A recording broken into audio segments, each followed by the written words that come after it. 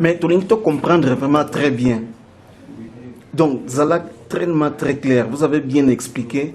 Mais dim, ezali mbongo ou bien ezali nini? Pour que tu comprennes vraiment très bien. Parce que plusieurs églises belées, ça concentré, dim c'est de l'argent. Si tu ne donnes pas la dîme, donc tu n'auras pas la bénédiction. Ce qu'on peut expliquer ce qu'on a battu. Dîme et zani. Ok. Dans Deutéronome, chapitre 14, verset 25, Bible dit, tu échangeras ta dîme contre de l'argent. Si ceux qui disent mes ambongo, ndengeni ne va pas changer mon sousunani, nambo. On est la première question. De deux, dans Deutéronome 14, verset 22 23, balobi mutaka matadi mimoko aliamul bosona ya winzam. Et puis dans Amos 4 4, Bible lobby, faut payer sa dîme tous les 3 jours. Lundi, mardi, mercredi, sani, au Pessi. Jeudi, vendredi, samedi, sani, au Pessi. Moutona otikanani. Donc dîme, toujours le bas, est très important. Dîme, est zambo. Mais il faut que la Bible bazolo bel kamotali mbongo na ba livre ya économie bazolo bel appel kamotali ni mbongo parce que tout ça le bal kamotali salaire, n'est-ce pas? Or salaire ils ont revenu à moto après avoir que ça la musala il faut pas foutre, n'est-ce pas? Mais alors sikoyo na Romains 6:23 bazo parler pe sur ni salaire. Donc on dit que tout ça na salaire on peut peser na katani. Il y a Bible.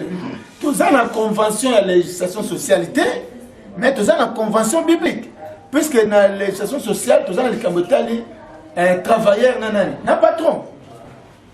Là, tout ça dans le salaire, puisque ceux qui ont un salaire, il n'y a que les gens qui travaillent, ils vont payer ça, dim. Mais bien que vous payer ça, dim, vous ça peut bango. Puisque nous avons fait promesse que bon, mais quand ceux qui vont maintenant dans le fond, ils vont faire les traîner. L'icolo. Or, on a l'icolo, tu es collé à un goût. Et puis, il faut te payer ça, dim, mais pas un an. Et pas un zambé.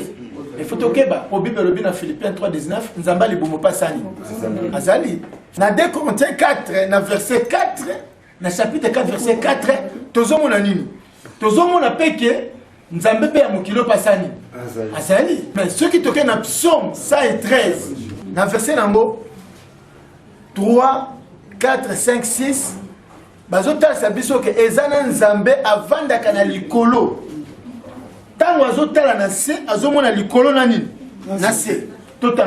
Du lever du soleil jusqu'à son couchant, le nom de l'Éternel soit célébré. L'Éternel est élevé au-dessus de toutes les nations. Sa gloire est au-dessus des cieux. Qui est semblable à l'Éternel, notre Dieu? Il a sa demeure en haut. 5. 6. Il abaisse le regard sur le cieux et sur la terre. Il y a Vandaganawa. L'icolo. Ceux qui attendent Nassé, Azomona Sousouni. L'icolo Nani. Nassé. Bon, à Philippiens 3:19, Bible le béni. Leur fin sera la perdition. Ils ont pour Dieu leur ventre. Ils mettent leur gloire dans ce qui fait leur honte. Ils ne pensent qu'aux choses de la terre. C'est que ceux qui nous envoient Vandagana l'icolo. Azotala nase azomona likolo nase azali c'est que ça pena nzambe ya libu en Romains 14 20 tina 20 balobi ko bebisa musala nzambe te pona koliana siko to monde devant biso ke nzambe afanda kana likolo azali o azotala nase azomona pe likolo nase azali nzambe ya libu pasani to za pena nzambe na 2 Corinthiens 4:4 azozipa bato misu pour mona gloire anani te alors dis me photo pesa ngwe pa nzambe parce que c'est très important. Lévitique verset 30 va le dire que c'est une chose consacrée à l'Éternel. Qu'est-ce qu'il a dit? Qu'est-ce qu'il a dit? Yango Suko, ceux qui t'otangi, dans mon candidat à Zacharie, chapitre 1er, versets 3 à 4. Ainsi parle l'Éternel des armées. Revenez à moi, dit l'Éternel des armées, et je reviendrai à vous. Non, le passage, je peux dire un verset. Non, Malachie 3, 6, 3. Ok. En quoi devons-nous revenir? Dis-le offrande. Ne soyez pas comme vos pères, auxquels s'adressait le premier prophète en disant: ainsi parle l'Éternel des armées. Détournez-vous de vos mauvaises voies et de vos mauvaises actions. Mais ils n'écoutèrent pas, ils firent pas attention à moi, dit l'Éternel. C'est que le Seigneur va revenir dans la mauvaise voie, dans la mauvaise action. C'est que tant que nous avons voisin les gens zélades, c'est que les gens zélades vont vendre comme ça Nicolanda. La Bible le dit, Jésus c'est le chemin, la vérité et la vie. Aujourd'hui, c'est que Moutou Azana Liloba, oh Asala Ganine, Ayokaka, Azapena pratique à Lilobo Yasa, Asalilaka. Donc, dîme est très important. Il faut topper sa dîme. Mais tant que tu topes sa dîme, il faut payer le colo sani. Si le problème est aboué, les colonies ne kofou et kofungama. Parce que dîme to pèse physique. C'est le calcul à classe. Il faut payer le colo pèse salani et fou et fungama. Si les colonies nini. C'est très important. Le problème est que les colonies ne kofungama. Parce que yemo nzamba vanda na nini. Azotala ntanga tala sazomona nini amona likolo na nini nasi parce que nzamba libumu yena na kipana makambara ya se botani na kendo kozwa fongola ngwa kendo kofongola liko fongola akeno fongola nini likolo. Donc kokabela basale nzambe, nous devons savoir une chose, dans une communauté il y a l'organisation, il y a aussi la doctrine. Hein? Kokabela mosala nzambe, avion, bateau, ndaku, diamant, or, kwanza, ou bien rente, et ça m'a bêté. Les autres, c'est l'organisation, c'est le matériel. Ça, c'est l'organisation. Mais la doctrine, c'est les carmes sous. Puisque tant que tu as le baquet, donc, c'est très important, il faut que tu aies ça dit. Donc, par là, tu vas comprendre que dit, et le quoi, ils ont kabola mutuna nzambe. Si tu as une question, ni les kabola mutuna nzambe. C'est ça quoi? Mais dis, mais pesant bon, non? Mais quel type est bon? Il y a un bon. Donc, on a Romains 11, 12.